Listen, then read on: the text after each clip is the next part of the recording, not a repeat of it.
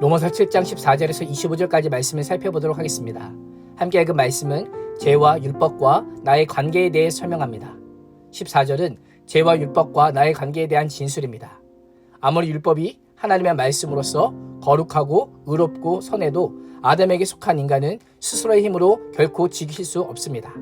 아무리 지키려고 해도 죄 아래 팔려서 죄에 붙잡혀 죄에게 종노릇하는 자신만 보게 될 것이라고 고백하며 인간의 한계와 연약함을 언급하고 있습니다. 바울은 죄의 노예처럼 죄에 사로잡힌 자신을 도무지 이해할 수 없었습니다.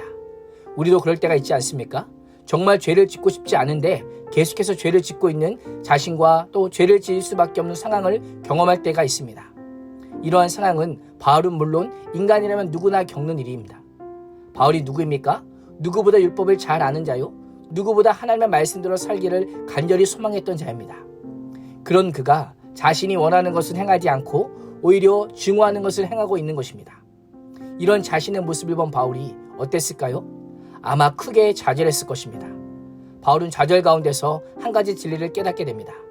만일 내가 원하지 않는 것을 행한다면 나는 율법이 선하다는 것을 시인하고 동의하는 것임을 깨달은 것입니다. 이 고백에는 두 가지 의미가 담겨져 있습니다. 하나는 율법은 아무런 문제가 없다라고 하는 것입니다. 율법은 선한 것을 가르쳐줄 뿐만 아니라 나의 모순되는 행동이 정죄의 대상이 됨을 알려준다라는 것입니다. 다른 하나는 17절입니다. 이제는 그것을 행하는 자는 내가 아니요 내 속에 거하는 죄니라. 자신에게 문제가 있는데 자신 안에 도사리고 있는 죄를 발견하게 됩니다. 왜 나는 선을 행하지 않고 원하지 않는 악을 행하는 걸까? 왜 나는 이 모양 이 꼴인가? 내 안에 죄 때문이라고 고백하고 있는 것입니다. 내적으로 고백하는 것과 외적 행위 사이에 충돌과 모순을 일으키는 정체가 바로 죄라는 것입니다. 성경을 보면 자신 안에 있는 죄들을 들어본 사람들은 하나같이 자신을 죄인이라고 인정하였습니다. 이사야 선지자는 하나님의 영광이 온 땅에 가득한 것을 보자 화로다 나여 망하게 되었도다라고 고백하였습니다. 우리도 예수님을 믿지만 여전히 죄악된 본성이 내면에 있음을 알아야 합니다. 완전히 또 전적으로 타락한 존재임을 인정해야만 하는 것입니다. 이것을 인정하는 자의 입에서 나오는 고백이 18절입니다. 내 속, 곧 내 육신에 선한 것이 거하지 아니하는 줄 아노니 원함은 내게 있으나 성을 행하는 것이 없노라. 이것이 우리의 실제입니다. 예수 그리스도의 믿음으로 구원받은 백성이라 하더라도 인간의 본성은 근본적으로 악하기에 육신의 소욕에 지배당하여 성은을 행함에 있어서는 나약할 때가 있다라고 하는 것입니다. 20절은 만일 내가 원하지 아니하는 그것을 하면 이를 행하는 것은 내가 아니요 내 속에 거하는 죄니라 라고 다시 한번 선언하고 있습니다. 이러한 바울의 목소리가 어떻게 들리십니까? 자신의 죄를 합리화하고 죄에 대한 책임을 회피하는 비겁한 모습으로 비춰질 수 있습니다. 왜 바울은 이런 고백을 했을까요? 죄에 대한 자신의 책임을 조금이라도 덜려는 것이 아닙니다. 성령을 따르지 않고 죄악된 본성을 따라 행하면 악을 행하게 될 수밖에 없다라고 하는 사실을 강조하고 있는 것입니다. 21절에서 24절은 죄와 율법과 나의 관계에 대한 결론을 제시합니다.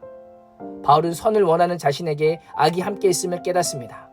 나의 속사람은 하나님의 법을 즐거워하지만 나의 안에 있는 죄의 법이 내 마음과 생각의 법과 싸워 나를 사로잡고 죄악을 따르게 하고 결국 죄의 포로가 되게 하고 죽음에 이르게 한다라고 고백하고 있습니다. 오늘 말씀을 잘 보십시오. 15절 이후 계속되는 말씀에서 바울의 신앙이 갈수록 밑바닥으로 떨어지는 것처럼 보입니다. 무엇이 문제입니까? 누구의 책임일까요? 율법 때문일까요? 아니면 나의 죄 때문일까요? 핵심의 원인은 죄이지만 세 요소가 우리를 비참하게 합니다. 율법은 하나님의 뜻이 무엇인지 알려주지만 우리로 하여금 하나님의 뜻대로 살도록 이끌지는 못합니다. 죄는 우리가 하나님의 뜻에 따라 행하는 것과 갈등을 일으키게 합니다. 또한 우리 육신은 죄를 이길 능력 자체가 없다는 것입니다. 나와 죄와 율법이 내 안에서 계속하여 싸움으로 계속하여 제압당하고 마음과 행실이 일치하지 않는 모습을 보게 되는 것입니다.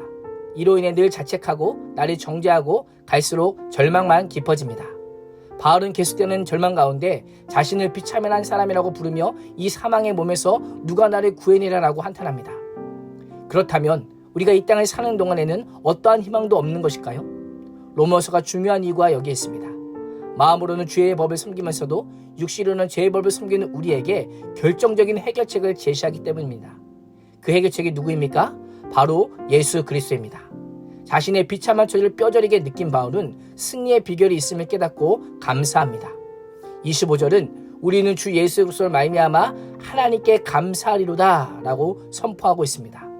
예수 그리스도를 통해 죄에서 건져주신 하나님께 감사하며 오직 구원의 길 대신 예수 그리스도의 은혜와 통치 아래 들어가는 것뿐이다 라고 선포하고 있습니다. 우리를 참자로 거듭나게 하신 분도 예수님이요, 거짓자를 물리치고 날마다 승리하며 감사하며 사는 길을 열어주신 분도 예수님입니다. 오늘 하루도 율법을 지킬 수 없는 연약한 자요, 마음으로는 주의 법을 섬기면서 육신으로는 죄의 법을 섬기는 자임을 고백하며 하나님께 감사함으로 예수 그리스도의 통치 안에 거하는 복된 삶을 살 수 있기를 주님의 이름으로 축원합니다. 기도하겠습니다. 하나님, 하나님의 은혜 없이 날마다 공고한 인생을 살 수밖에 없는 자임을 고백합니다. 죄로 인한 내적인 갈등 속에서 끝까지 믿음을 포기하지 않게 하여 주시고 유일한 구원 되신 예수 그리스도의 은혜와 통치 아래 머물게 하여 주시옵소서. 예수님의 이름으로 기도합니다. 아멘.